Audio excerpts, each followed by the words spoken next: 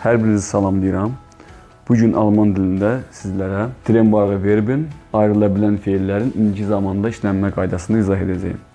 Ayrıla bilən feillər iki hissədən ibarətdir. Əsas feil və ön şəkilçi. Belə feillər çox da deyil.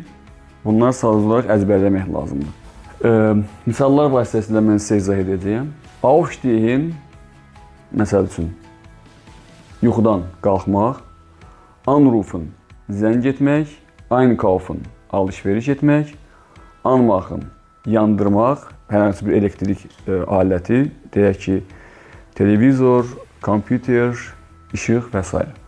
Söndürmək də onun əksi olaraq elektrik vasitələrinin söndürülməsi.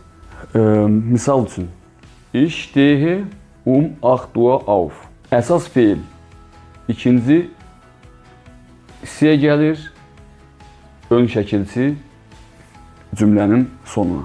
Ich stehe 8 Uhr auf. Mən saat 8-də yuxudan qalxıram. Ich rufe meine Mutter an. Mən anama zəng edirəm indiki zamanda. Er kauft heute ein. O bugün alış-veriş edir.